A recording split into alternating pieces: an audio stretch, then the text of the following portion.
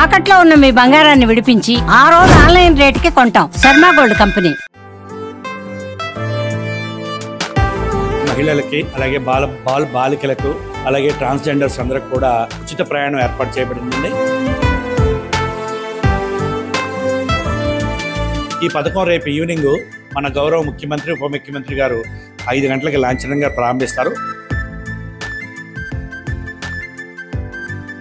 Palle Velugu, ultra Palle Velugu, express బస్సులు, అదేవిధంగా సిటీలో అయినటువంటి విశాఖపట్నం, విజయవాడలో సిటీ ఆర్డినరీ, అదేవిధంగా మెట్రో ఎక్స్ప్రెస్ బస్సుల్లో ఉచిత ప్రయాణం ఏర్పాటు చేయబడిందండి.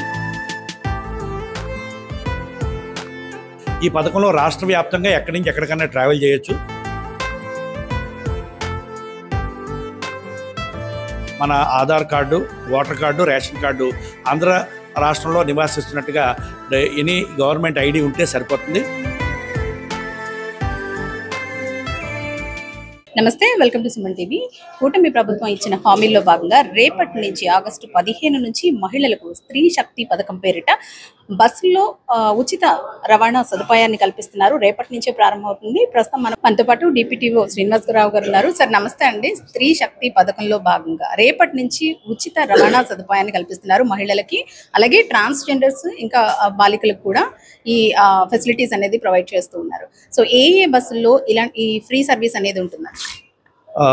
మన రాష్ట్ర ప్రభుత్వం ప్రతిష్టాత్మకంగా ప్రారంభిస్తున్నటువంటి ఈ యొక్క స్త్రీ శక్తి పథకంలో మహిళలకి అలాగే బాలికలకు అలాగే ట్రాన్స్జెండర్స్ అందరికి కూడా పల్లె వెలుగు, అల్ట్రా పల్లె వెలుగు, ఎక్స్ప్రెస్ బస్సులు, అదేవిధంగా సిటీలో అయినటువంటి విశాఖపట్నం, విజయవాడలో సిటీ ఆర్డినరీ, అదేవిధంగా మెట్రో ఎక్స్ప్రెస్ బస్సుల్లో ఉచిత ప్రయాణం ఏర్పాటు చేయబడిందండి.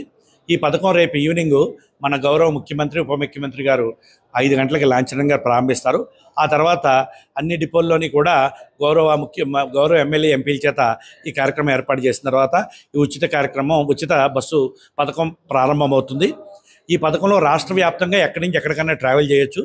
వారికి ఓన్లీ మన ఆధార్ కార్డు అలాగే మరి voter card, ration card Andhra రాష్ట్రంలో నివాసిస్తున్నట్టుగా ఎనీ గవర్నమెంట్ ఐడి ఉంటే సరిపోతుంది. వారికి 0 టికెట్ ఇష్యూ చేయబడుతుంది.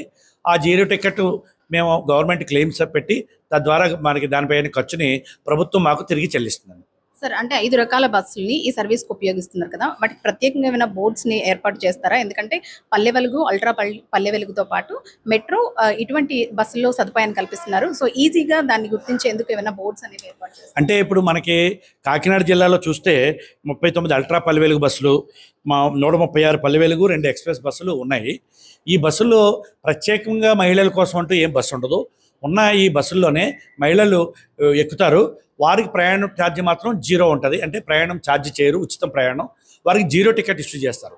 ప్రత్యేకంగా మహిళల కోసం బస్సులు అనేది ఏర్పాట్లేదు. ఉన్న బస్సుల్లోనే వారు ఉచితంగా ట్రావెల్ చేస్తారు. సార్, ఎప్పటి నుంచి? అంటే రేపు సాయంత్రం లాంఛనంగా ప్రారంభం అవుతుంది. ఎప్పటి నుంచి ఈ ఫ్రీ సర్వీస్?